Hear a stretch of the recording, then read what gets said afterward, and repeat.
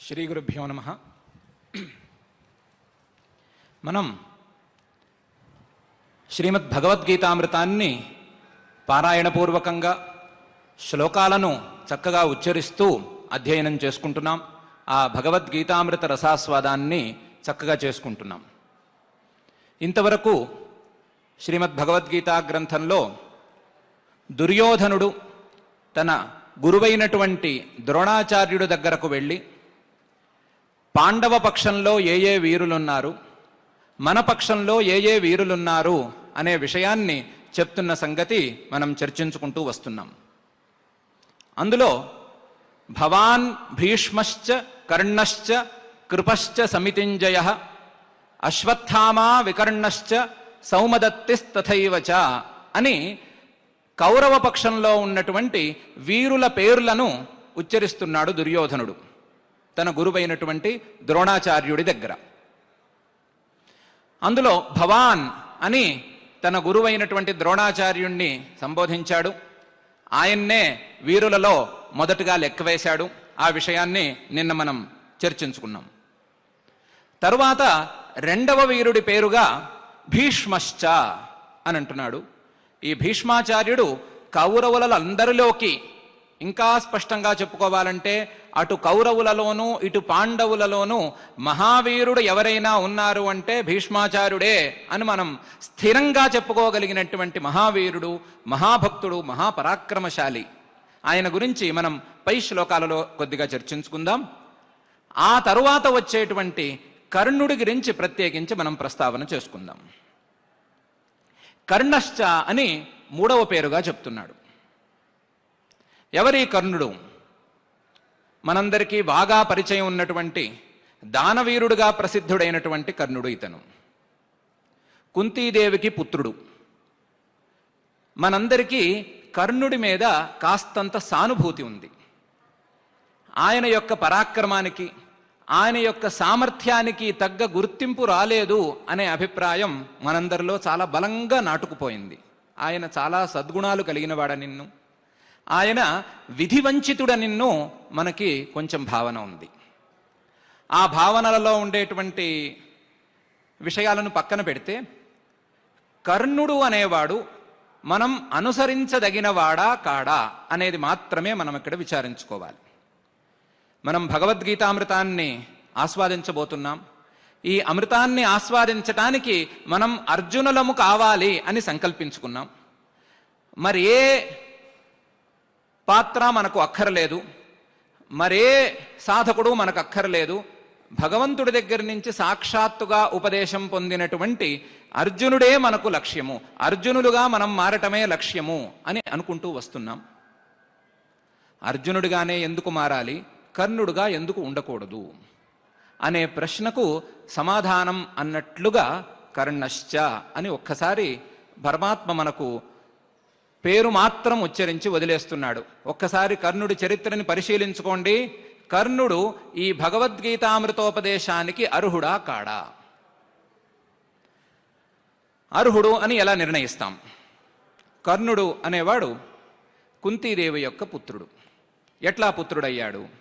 కుంతీదేవికి ఒక మహర్షి గారు వివాహం కాక మునుపే ఒక మంత్రాన్ని ఉపదేశించారు. ఆ మంత్ర ప్రభావం వలన ఆ మంత్రంతో ఏ దేవతని పిలిస్తే ఆ దేవత వచ్చి సంతానాన్ని ప్రసాదిస్తుంది. ఈ మంత్రాన్ని ఉపదేశించారు. రాగల కాలంలో చేయాల్సినటువంటి ఘనకార్యం కోసం ఆ మంత్రాన్ని ఉపదేశించారు. కుంతీదేవి అప్పటికి మరీ చిన్నపిల్ల అంటే బాలురాలు కాదు, కొంచెం ఉంది, కాకపోతే మెచ్యూరిటీ సరిగ్గా లేదు.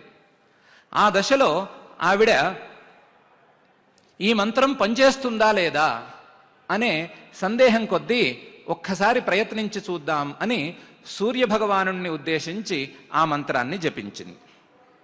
సూర్యభగవానుడు సంతానాన్ని ప్రసాదించేశాడు. మంత్రం ఎప్పుడూ అలాగే ఉంటుంది. మంత్రంతో గనక మనం ఆటలాడుకుంటే ఫలితాలు చాలా తీవ్రంగా ఉంటాయి. అందువలనే అటువంటి మంత్రాలతో కాకుండా మనందరికీ ఎటువంటి దుష్పరిణామాలు లేనటువంటి మంత్రాలనే ఈ వేదిక ద్వారా మనం అందరం ప్రచారం చేసుకుంటున్నాం, ఈ వేదిక ద్వారా సంగ్రహిస్తున్నాం. మనం సుందరకాండలో పఠించేటువంటి మంత్రాలు కానీ, భగవద్గీత కార్యక్రమంలో పఠించేటువంటి మంత్రాలు కానీ, విరాట పర్వపారాయణలో పఠించేటువంటి మంత్రాలు కానీ దుష్పరిణామాలను ఇవ్వవు. కేవలం భగవత్ ప్రార్థన, భగవత్ సమర్పణ చేసుకున్నట్లయితే ఆ మంత్రాలు పరిపూర్ణమైనటువంటి ఫలితాలను ఇస్తాయి. కానీ ఈ మంత్రం అలాంటి మంత్రం కాదు. ఈ మంత్రంతో కొంచెం ఆటలాడినా ఫలితం దారుణంగా ఉంటుంది. ఆ మంత్రంతో దాదాపుగా పరీక్షించుకోవాలని ప్రయత్నం చేసినటువంటి కుంతికి గర్భం వచ్చేసింది. ఎలాంటి కుంతికి గర్భం వచ్చింది? వివాహం కాని కుంతికి గర్భం వచ్చింది. ఈ స్థితిలో ఆవిడ రహస్యంగా ఆ గర్భాన్ని కాపాడుకుని బిడ్డ పుట్టిన తర్వాత ఒక పెట్టెలో పెట్టి నదిలో విడిచిపెట్టింది. రాజకుమారి కాబట్టి అది తప్పలేదు ఆవిడికి. ఆ బిడ్డ క్రమంగా వేరే ఒక రథసారథి ఇంట్లో పెరిగాడు. రాధ అనే దంపతులకు దొరికాడు. ఆ రథసారథి ఇంట్లో బిడ్డ పెరిగాడు. కానీ కుంతీపుత్రుడు వరప్రసాదం వలన జన్మించినవాడు. అందువలన చిన్నప్పటి నుంచి పరాక్రమం మీద మోజు, యుద్ధ విద్యలను అభ్యసించాలి అనే కోరిక తీవ్రంగా ఉండేవి. ఆ కోరికతో అతను చాలామంది గురువులను ప్రయత్నం చేశాడు. చివరకు పరశురాముడి దగ్గరకు వెళ్ళాడు. పరశురాముడి దగ్గరకు వెళ్ళి నాకు యుద్ధ విద్యలను అభ్యాసం చేయించవలసింది అని ప్రార్థించాడు. ఈ కాలంలో మనం స్కూళ్లలో పిల్లల్ని జాయిన్ చేసేటప్పుడు ఫాదర్స్ నేమ్, మదర్స్ నేమ్ అని రాసుకుంటాం కదా. అట్లాగే ఆ కాలంలో నువ్వు ఎవరి కుమారుడవు, నీ గోత్రం ఏది అని అడగటం సంప్రదాయంగా ఉండేది. అలా నీవు ఎవరి కుమారుడవు అని అడిగాడు పరశురాముడు. నీ గోత్రం ఏమిటి అని అడిగాడు. అడిగితే కర్ణుడు అప్పటికే చాలామందితో రిజెక్ట్ చేయించుకోబడి ఉన్నాడు. చాలామంది అతనికి విద్యలు చెప్పలేదు, గోత్రం సరిగ్గా చెప్పటం లేదు అనే కారణంతో. దాంతో ఈసారి అతను అబద్ధం చెప్పి నేను భార్గవ వంశంలో పుట్టినవాడినండి అన్నాడు. భార్గవ వంశం అంటే భృగు మహర్షి గారి గోత్రం అది. ఆ వంశంలోనే పరశురాముడు కూడా జన్మించాడు. కాబట్టి మీ గోత్రమే నా గోత్రం అండి, మనిద్దరం బంధువులమే అని అర్థం వచ్చేటట్లుగా అబద్ధం చెప్పాడు. పరశురాముడు అంటే ఎవరు? ఆయన మహావిష్ణువు యొక్క అవతారం. ఇంత చిన్న అబద్ధాన్ని ఆయన గుర్తించలేడా? గుర్తించనట్లుగా ఊరుకున్నాడు. ఎందుకంటే విద్యార్థి మీద గురువులకు పరిపూర్ణమైనటువంటి అనుగ్రహం, పరిపూర్ణమైనటువంటి ప్రేమ ఉంటాయి. ఎప్పటికైనా వీడు ఏమైనా మారతాడేమో అనే ఒక ఆశ గురువులో నిరంతరం ఉంటూనే ఉంటుంది. అందువల్ల ఈ అబద్ధాన్ని గుర్తించినా సరే పరశురాముడు ఏమీ మాట్లాడలేదు, యుద్ధ విద్యల్ని నేర్పిస్తూ వచ్చాడు. ఒకరోజు వీరిద్దరూ అడవికి వెళ్ళారు. అడవికి వెళ్ళి బాగా తిరిగి అలసిపోయారు. పరశురాముడు అన్నాడు, నేను చాలా అలసిపోయి ఉన్నాను, కాసేపు పడుకుంటాను, నీ ఒళ్ళో తలపెట్టి పడుకుంటాను అన్నాడు. కర్ణుడు అంగీకరించాడు సంతోషంతో.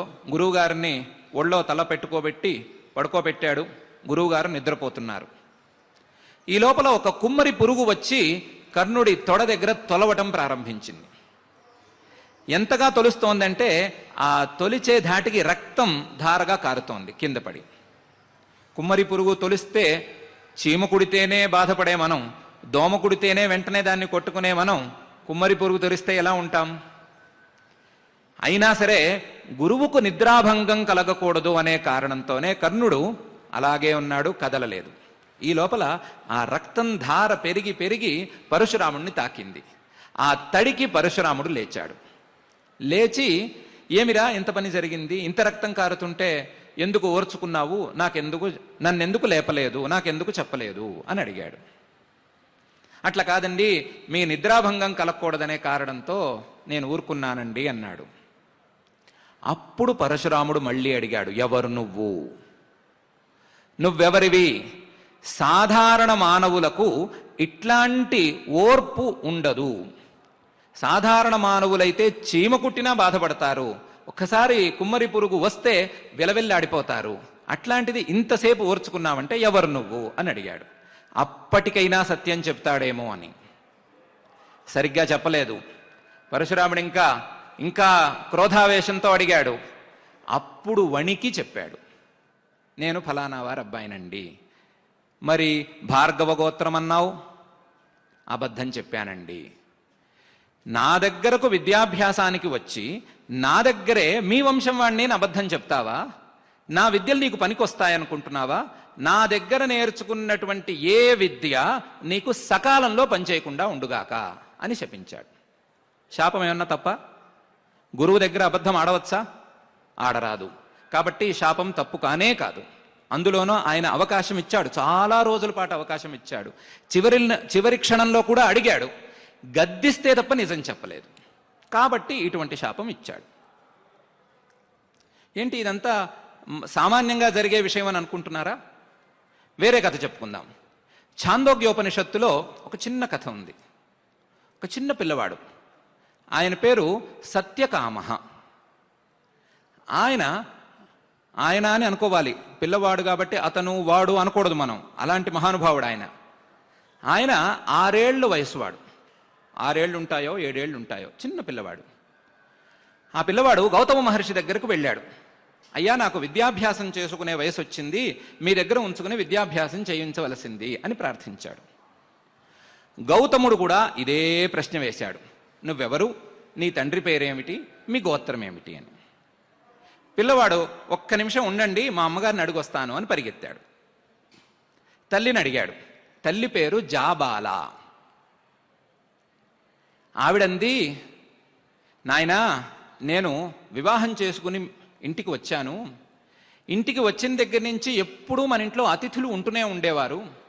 నిరంతరం అతిథులకి సేవ చేయటమే నా ఫలంగా ఉండేది. అతిథులకు సేవ చేయటమే నా కర్తవ్యంగా ఉండేది. ఇటు అతిథులకు అటు మీ నాన్నగారికి సేవ చేయటంలో నాకు జీవితం అంతా గడిచిపోయింది. కాబట్టి మీ నాన్నగారితో మాట్లాడే అవకాశమే చిక్కలేదు ఇంతవరకు. కాబట్టి ఏ గోత్రము అని నేను వారిని అడగలేదు. వారు ఇప్పుడు లేరు. అందువల్ల మనకు తెలిసిన విషయం ఏమిటంటే, నా పేరు జాబాల, నీ పేరు సత్యకాముడు. ఈ మాట గౌతమ మహర్షి గారితో చెప్పు, వారు ఏం చేస్తే అది చేద్దాం అని అన్నాడు. అని అన్నది జాబాల. పిల్లవాడు మళ్ళీ రివ్వున పరిగెత్తుకుని గౌతమ మహర్షి గారి దగ్గరికి వెళ్ళాడు. వెళ్ళి, ఏమండి, జరిగిన పని ఇదిటండి, మా నాన్నగారు గోత్రం పేరు చెప్పలేదుట, మా అమ్మగారు అడగలేదుట, మా అమ్మగారి పేరు జాబాల, నా పేరు సత్యకాముడు, ఇంతవరకే నాకు తెలుసండి అని చెప్పాడు. ఆయన కన్నీళ్లు కార్చాడు గౌతమ మహర్షి. ఏమిరా నీ సత్యనిష్ట, ఏమిరా నీ సత్యం మీద ఉండేటువంటి శ్రద్ధ, నీకు గోత్రం ఎందుకురా, నీదే గోత్రం, నీ తల్లి ఇలాంటి మహానుభావురాలు ఇంకోటి ఉంటుందిరా, సత్యం మీద నిలబడేటు వంశం మరొకటి ఉంటుందిరా, మీది మహావంశమే అవ్వాలి, ఇంకోటి అవ్వటానికి వీలు లేదు. కాబట్టి నీకు విద్యాభ్యాసం చేయించటంలో నాకు సందేహమే లేదు. అంతేకాదు, ఈ రోజు నుండి నీ పేరు జాబాలుడు, జాబాల మహర్షి అనే పేరుతోనే నువ్వు ప్రసిద్ధులు చెందుగాక. అంతే తప్ప మరొక పేరు నీకు అక్కర్లేదు. సత్యకామః అనేది చాలా అద్భుతమైన పేరైనా సరే, నీ తల్లిగారి నిజాయితీకి, నీ తల్లిగారి సత్యసంధతకి, నీ సత్యసంధతకి తార్కాణంగా నీ పేరు జాబాల మహర్షి అనే ఉండుగాక అని ఆశీర్వదించాడు. ఆయన ఉపనయనం చేశాడు, అనేక విద్యలను బోధించాడు, చివరకు పరమాత్మతత్వాన్ని కూడా బోధించాడు. ఇది మనకు ఛాందోగ్యోపనిషత్తు చెప్తున్నటువంటి కథ. ఇప్పుడు మీరు జాబాల మహర్షి కథ పక్కన పెట్టుకోండి, కర్ణుడి కథ పక్కన పెట్టుకోండి. ఈ రెండిటిలో ఉండేటువంటి బలాబలాలు చూసుకోండి. చూసుకుని కర్ణుడు చేసిన తప్పు ఏమిటి అని మీరే నిర్ణయించుకోండి. పోని యుద్ధ విద్యల దగ్గర కొంచెం ఆశ కొద్దీ తప్పు చేశాడని అనుకుందాం.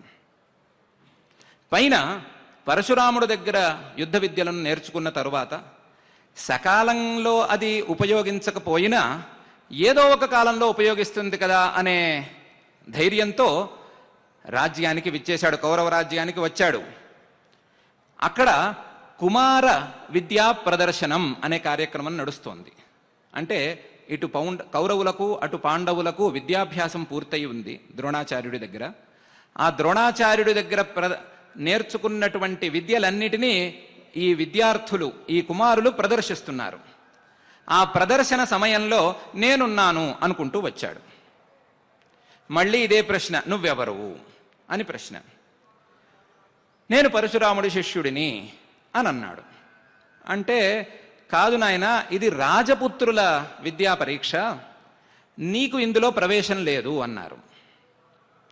ఆ సందర్భంలో దుర్యోధనుడికి ఆవేశం వచ్చేసి ఆ మనిషిలో ఏదో పరాక్రమం కనిపిస్తోంది, ఇటువంటి పరాక్రమం ఉన్నవాడి మీద గనక పెట్టుబడి పెడితే వీడు నాకు ఉపకరిస్తాడు, ఎట్లాగూ నేను స్వయంగా పాండవులను తొక్కేయాలి అని ప్రయత్నం చేసి విఫలమై ఉన్నాను, ఇలాంటి వాడు తోడు దొరికితే నాకు ఫలిస్తుంది అని వాడిని పిలిచి నేను ఈ అంగరాజ్యం ఇచ్చేస్తున్నాను అని చెప్పి అంగరాజ్యానికి పట్టాభిషేకం చేశాడు. ఆ రోజు నుంచి అంగదేశానికి రాజు అయ్యాడు కర్ణుడు. ఇప్పుడు రాజు అయ్యాడు కాబట్టి సమానం కాబట్టి ఇప్పుడు శస్త్ర ప్రదర్శన చేయవచ్చు అన్నారు. ప్రదర్శన చేశాడా లేదా మనకు అక్కర్లేదు. మనకు కావాల్సింది రాజు అయితే చేయాల్సిన కర్తవ్యం చేశాడా. రాజుగా ఏమి చేయాలి? ప్రజాపాలన చేయాలి, ప్రజలకు కలిగేటువంటి కష్టాలను నివారించాలి, వారి అభివృద్ధికి రాజు తోడ్పడాలి. ఇవన్నీ చేశాడా కర్ణుడు?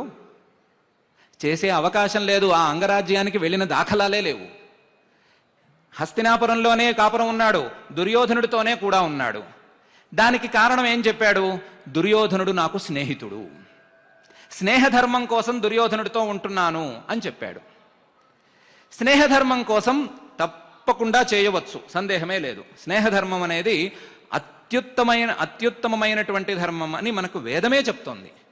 మనకు ఎవరైనా స్నేహితులు ఉంటే ఆ స్నేహితులు మనకు ఉపకారం చేస్తూ మనకు అనుకూలంగా ఉంటే వారిని ఏ క్షణాన మనం విడిచిపెట్టరాదు అని వేదమే మనకు బోధిస్తోంది. యస్తిత్యాజ సఖివిదగుం సఖాయం నతస్య వాచ్యపి భాగో అస్తి. ఎవరైతే స్నేహధర్మం తెలిసినటువంటి స్నేహితుణ్ణి విడిచిపెడతారో వారి గురించి మాటలు కూడా ఆడరాదు. వారి గురించి మనం మాట్లాడితే మన నోరు పాడైపోయినట్లు అని చెప్తోంది వేదం. కాబట్టి స్నేహధర్మాన్ని పాటించవలసిందే అనేది తీర్మానంగా ఉండే విషయమే. కానీ స్నేహధర్మం పాటించడం అంటే ఏంటి? స్నేహితుడు చేసేటువంటి దుష్కార్యాలన్నిటికీ ఒత్తాసు పలుకుతూ ఉండటమా? లేకపోతే స్నేహితుడికి కూడా ధర్మోపదేశం చేసి స్నేహితుణ్ణి సన్మార్గంలోకి తీసుకురావటమా? ఏమి చేసి ఉండాలి? ఏం చేస్తాడండి? తప్పదు, ఫ్రస్ట్రేటెడు కాబట్టి ఇలా చేశాడు అని మీరంటారా? పోనీ ఇంకో చెప్పుకుందాం. ఒక యువకుడు ఉన్నాడు. ఆ యువకుడు సైన్స్లో బాగా చదువుకున్నాడు, పిహెచ్డి దాకా చేసుకున్నాడు. కానీ ఎక్కడా ఉద్యోగం రాలేదు. దేశంలో ఉద్యోగాలు దొరకటం లేదు, ఉద్యోగం రాలేదు. ఇంట్లో వృద్ధులైన మాతాపితరులు ఉన్నారు, వాళ్ళని చూసుకోవలసిన బాధ్యత ఉంది. ఉద్యోగం కోసం ప్రయత్నం చేస్తే ఉద్యోగం రావటం లేదు. ఇంకా చాలా బాధపడి వేరే దారి లేక ఆత్మహత్య చేసుకుందాం అని ఒక పర్వతం మీదకు వెళ్ళాడు. దూకి పోదాం అనే ఉద్దేశంతో. అక్కడ కొంతమంది కనిపించారు. వాళ్ళు నువ్వు ఎందుకు వచ్చావు, ఏం చేస్తున్నావు అని అడిగారు. అడిగితే లాస్ట్ మినిట్ కదా, ఎవరితోనైనా ఈ బాధ పంచుకుందాము అని ఉన్నదంతా చెప్పేశాడు. వాళ్ళన్నారు, ప్రాబ్లం ఇంతే కదా, సమస్య ఇంతే కదా, మా దగ్గర దీనికి పరిష్కారం ఉంది, మాతోరా నీ సమస్యలన్నీ తీర్చేస్తాం, నువ్వు ఆత్మహత్య చేసుకోనక్కరలేదు అన్నారు. సరే, వాళ్ళతో వెళ్ళాడు. వాళ్ళు ఒక గుహలాంటి దాంట్లోకి తీసుకువెళ్ళారు. తీసుకువెళ్ళి, నువ్వు సైంటిస్ట్వి, నీకు మంచి ల్యాబ్ ఏర్పాటు చేస్తాము, నీ తల్లిదండ్రులకి ఆన్లైన్లో డబ్బులు వేసేస్తాము, వాళ్ళు సుఖంగా ఉంటారు, మాకు కావాల్సినటువంటి వస్తువుల్ని కొన్నిటిని తయారు చేసి పెట్టు అన్నారు. సంతోషపడ్డాడు, సమస్యలు తీరినాయి, తన చదువుకి కూడా ఒక ఫలితం దక్కింది. కాబట్టి సంతోషంగా రీసెర్చ్ చేసుకుంటున్నాడు. ఆ ల్యాబ్లో చాలా ప్రయోగాలు చేస్తున్నాడు. కొన్నాళ్లకి తెలిసింది వాడు చేస్తున్న ప్రయోగాలు బాంబులు తయారు చేయటం ఎట్లా అని. ఆ బాంబులు ఎందుకు వాడతారు అనే విషయం కూడా తెలిసిపోయింది. దేశంలో అక్కడక్కడా పెట్టి పేల్చడానికి వాడబోతున్నారు అని తెలిసింది. లోపల బాధపడ్డాడు. ఇప్పుడు బాంబులు తయారు చేసి వీళ్ళు దేశంలో పెడుతున్నారు, దేశంలో మన వాళ్లకే చాలా హాని జరుగుతోంది, కాబట్టి వీళ్ళని విడిచిపెట్టి రావాలా, లేకపోతే మనకు చాలా ఉపకారం చేశారు, మన తల్లిదండ్రుల కష్టాలు తీర్చారు, నా యొక్క చదువుకు సార్థకత చేకూర్చారు, సార్థకత అండర్లైన్ చేసుకుని క్వశ్చన్ మార్క్ పెట్టుకోండి పర్వాలేదు, చేకూర్చారు, ఇటువంటి వాళ్ళని అట్టి పెట్టుకుని దేశాన్ని వదిలేయాలా? సందేహం తీరదేమో, ఇంకొంచెం ముందుకెళదాం. ఈ పిల్లవాడు కాదేమో, కొంచెం పెద్దవాడిని. పిల్లవాడు అని ఎందుకు అనుకుందామంటే జ్ఞానం లేదు, మెచ్యూరిటీ లేదు. అందువలన వీడిని పోలీసులు పట్టుకున్నారు. పట్టుకుని కోర్టులో హాజరుపరిచారు. జడ్జి ముందున్నాడు, లేదా జడ్జిలు ముందున్నారు. ఎవరు జడ్జిలు? మీరే జడ్జిలు. మీరు జడ్జిలయ్యి ఇప్పుడు జడ్జిమెంట్ చెప్పండి. ఈ మనిషి దేశద్రోహం చేశాడు అనే కారణంతో, దేశద్రోహులకు సహాయం చేశాడు అనే కారణంతో శిక్ష విధిస్తారా? లేకపోతే పాపం చాలా బాధలు పడ్డవాడు ఈ పని చేశాడు కాబట్టి క్షమించి వదిలేద్దామని క్షమాభిక్ష పెడతారా? మీ చేతుల్లో ఉంది. క్షమాభిక్ష పెడతారా? పొరపాటును కూడా పెట్టరు. అతని మీద జాలి చూపిస్తారు. మీరు జడ్జి అయి ఉండి కూడా అతని మీద జాలి చూపించి, ఇలా ఉన్నా సరే దేశద్రోహం చేయటం తప్పు, దేశద్రోహులకు సహకారం చేయటం తప్పు అనే మీరంటారు. దానికి తగ్గ శిక్ష తప్పకుండా విధిస్తారు. ఈ యువకుడి స్థానంలో మనం కర్ణుణ్ణి పెట్టుకుందాం, దేశం స్థానంలో ధర్మాన్ని పెట్టుకుందాం. కర్ణుడు కూడా ఇలాంటి ఫ్రస్ట్రేషన్లో దుర్యోధనుడికి దొరికాడు. కర్ణుడు కూడా ఇలాంటి సందర్భంలోనే ధర్మద్రోహం చేశాడు. ధర్మద్రోహం ఎంత దాకా చేశాడు? ఈ కర్ణుణ్ణి నమ్ముకుని దుర్యోధనుడు చేయరాని అక్రమం లేదు, మనం పాండవులను ఏమైనా చేయగలము అనే ఉద్దేశంతో ఎంత దూరానికైనా తెగించాడు. కాబట్టి ధర్మద్రోహం చేశాడు కాబట్టి మనం సానుభూతి ఉన్నా సరే కర్ణుణ్ణి అనుసరించవలసిన అవసరము లేదు. యువత ప్రధానంగా తెలుసుకోవలసిన అంశం, ఎటువంటి సందర్భంలోనైనా సరే, ఎలాంటి పరిస్థితులలోనైనా సరే మనకు అవకాశాలు సరిగ్గా లభించనప్పుడు దేశద్రోహానికి, దేశానికి హాని కలిగించేటువంటి చర్యలకు దూరంగా ఉండవలసిందే. అవకాశాలు లేకపోయినా పర్వాలేదు, ఇబ్బందులు పడుతున్నా పర్వాలేదు, మనకున్న దాంతో తృప్తి పడటము అంతే తప్ప దేశద్రోహానికి, దేశానికి హాని కలిగించే చర్యలకు ఏమాత్రమూ దిగరాదు. దానికి కర్ణుడే ప్రత్యక్షమైన ఉదాహరణ.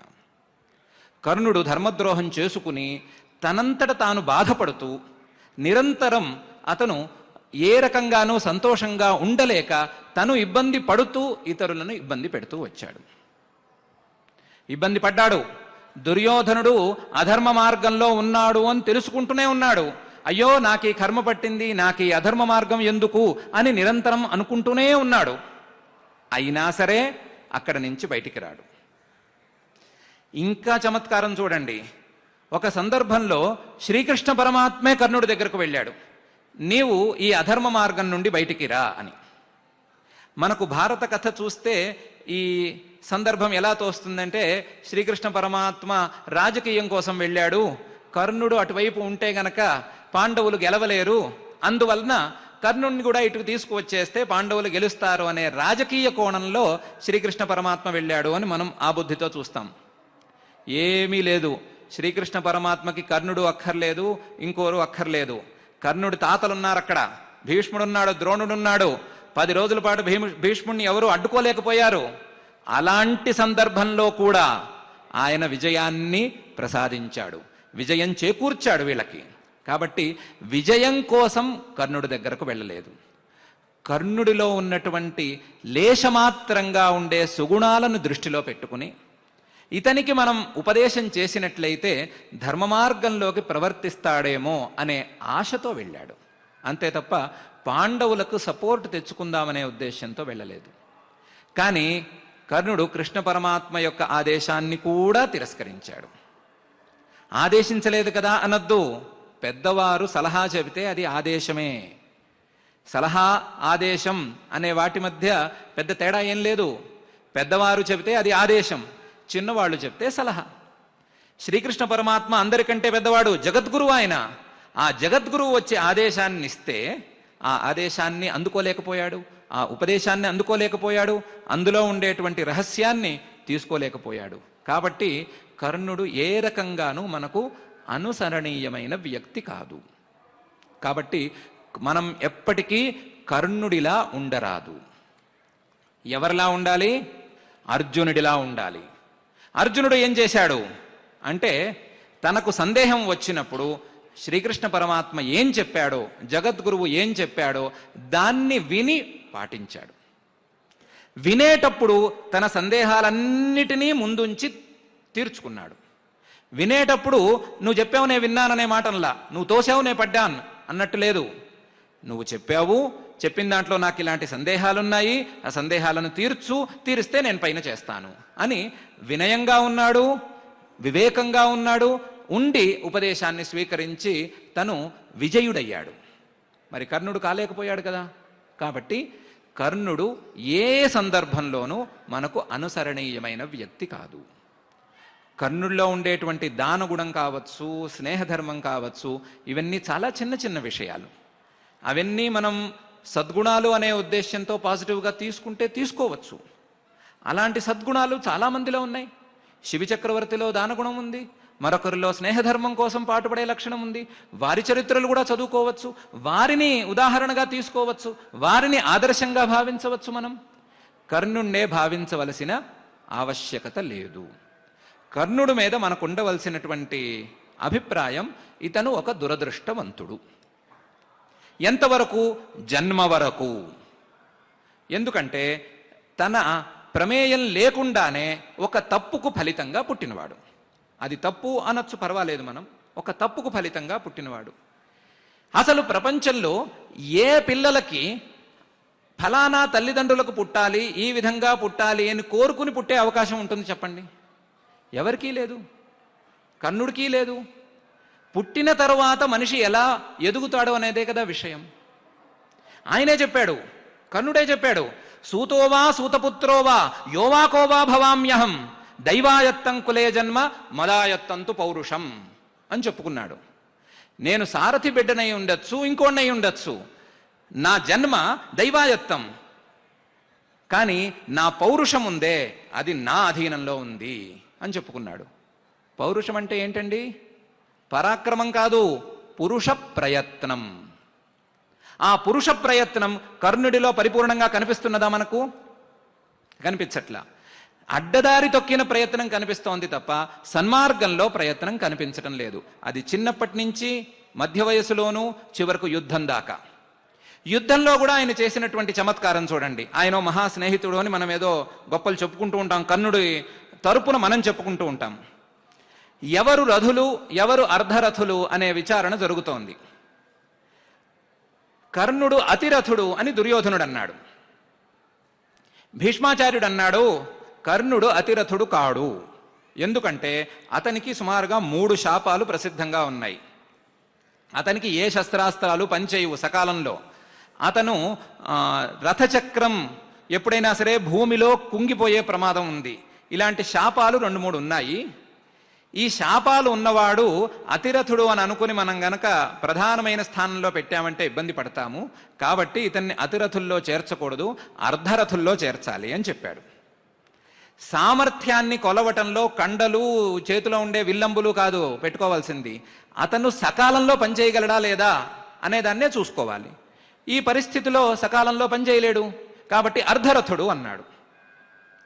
ఈ మహాదుర్యోధన స్నేహితుడు అప్పుడు చేసిన ప్రతిజ్ఞ, నన్ను అర్ధరథుడు అన్నటువంటి భీష్మాచార్యుడు బతికి ఉన్నంత వరకు నేను యుద్ధం చేయను. యుద్ధం భీష్ముడి కోసం చేస్తున్నాడా, దుర్యోధనుడి కోసం చేస్తున్నాడా? దుర్యోధనుడి మీద అంత ప్రేమ ఉంటే మొదటి క్షణం నుంచి యుద్ధం చేయాలి కదా, గెలిపించాలి కదా. గెలిపించట్లా, స్నేహధర్మం లేదు, పాడు లేదు. ఏదో ఉపకారం చేశాడు కదా అని ఒక కృతజ్ఞతని ప్రదర్శిస్తున్నాడు. అది కూడా అధర్మ మార్గంలో ప్రదర్శిస్తున్నాడు. ధర్మ మార్గంలో ప్రదర్శించేవాడే అయితే భీష్ముడి మీద అస్సలు కోపం ప్రదర్శించేవాడు కాదు. నువ్వు అర్ధరథుడు అను, పనికిరాని వాడను, నా దుర్యోధనుడు నా స్నేహితుడు యుద్ధం చేస్తుంటే నేను వచ్చి సహాయం చేస్తాను, కనీసం బాణాలు విల్లులు మోస్తాను అని నేను ఉండాలి కదా. మరి స్నేహితుడిగా మాత్రం ఉపకారం చేయాలి కదా సకాలంలో. చేయటం లేదు కాబట్టి ఈ విషయంలో కూడా ఫెయిల్ అయినట్టే. కాబట్టి స్నేహధర్మం లేదు, మిగతా ఏ సద్గుణాలు లేవు, పరమాత్మ ఉపదేశాన్ని గ్రహించటానికి యోగ్యత లేదు. కాబట్టి మనం కర్ణుడిని ఒక దురదృష్టవంతుడిగా భావిస్తూ అతని మీద సానుభూతినైతే ఉంచుకోవచ్చు, కానీ అంతకు మించి ఆదర్శ పురుషుడుగా మాత్రం మనం ఏ దశలోనూ భావించరాదు. ఏ దశలోనూ యుద్ధంలో అతను మరణించినటువంటి సందర్భంలో కూడా మనం కథలో లేం కాబట్టి ఆ సందర్భాన్ని ఇప్పుడు ప్రస్తావించుకోనక్కర్లేదు. ఆ సందర్భంలో కూడా అతన్ని మనం ఆదర్శ పురుషుడుగా లెక్కించుకోనవసరం లేదు. మనం అర్జునుణ్ణి మాత్రమే ఆదర్శ పురుషుడుగా లెక్కించుకోవాలి. మనమందరం అర్జునులమే అవ్వాలి. శ్రీకృష్ణ పరమాత్మ యొక్క ఉపదేశామృతాన్ని మనం సంగ్రహించి మన జీవితాలను సార్థకం చేసుకోవాలి. ఇది మనకు పరమాత్మ కర్ణశ్చ అని చెప్పడం ద్వారా సూచన చేస్తున్నాడు. ప్రతిదీ పెద్దవాళ్ళు విస్తారంగా చెప్పరు, మనకి సూచన చేస్తారు. ఇదిగో ఈ పేరు గలవాడి చరిత్రంతా నువ్వు ఒకసారి తిరిగి చూసుకుని ఇందులో సద్గుణాలుంటే సద్గుణాలను గ్రహించు, దుర్గుణాలుంటే పరిత్యజించు. ఉపాదిత్సా జిహాసావా తత్కృతైవ అనుపాల్యతాం. నువ్వు ఇతనిని తీసుకోవాలా అంటే ఇతనిని ఆదర్శంగా తీసుకోవాలా లేదా ఇతనిని పరిహరించుకోవాలా అనే విషయాన్ని నువ్వే నిర్ధారించుకో. కేవలం నీ యొక్క బుద్ధిశక్తి మీద ఆధారపడి నిర్ధారించుకో. పొరపాటున అటు వెళ్ళావంటే మాత్రం అంతే సంగతులు అనే విషయాన్ని సూచన చేయటం కోసం శ్రీకృష్ణ పరమాత్మ ఈ గీతామృతంలో కర్ణశ్చ అనే పదాన్ని మనకు విడిచిపెట్టి కర్ణుడిలా ఉండవద్దు, అర్జునుడిలా ఉండండి, మీరందరూ అర్జునులే కండి, అర్జునులే అయినప్పుడు నా యొక్క ఉపదేశామృతం మిమ్మల్ని చేరుతుంది అని ఉపదేశం చేస్తున్నాడు. ఈ ఉపదేశాన్ని మనసులో ఉంచుకుంటూ మనం శ్లోకపారాయణ కూడా చక్కగా చేసుకుందాం. అలాగే పైన కృపశ్చ సమితింజయ, అశ్వత్థామ, వికర్ణశ్చ అనే పేర్లు కూడా ఉన్నాయి. వాటి పేర్ల గురించి మనం రేపటి రోజున విస్తారంగా చర్చించుకుందాం. ఇప్పుడు మనకు అత్యంత ప్రియమైనటువంటి అత్యంత ఫలదాయకమైనటువంటి గీతామృత పారాయణాన్ని స్పష్టంగా చేసుకుందాం. సంస్కృతాక్షరాలలో ఉండేటువంటి మాహాత్మ్యం ఎలాంటిదంటే అవి చాలా ఆర్గనైజ్డ్ మేనర్లో మనకు లభిస్తూ ఉన్నాయి. అవి పరమేశ్వరుడి యొక్క డమరు నినాదంలోంచి వచ్చినటువంటి శబ్దాలు. ఆ శబ్దాలను ఏ స్థానంలో ఉచ్చరిస్తే ఏ రకమైన ఫలితం కలుగుతుంది అనే విషయాన్ని బోధించడానికి ఒక శాస్త్రమే ఉంది.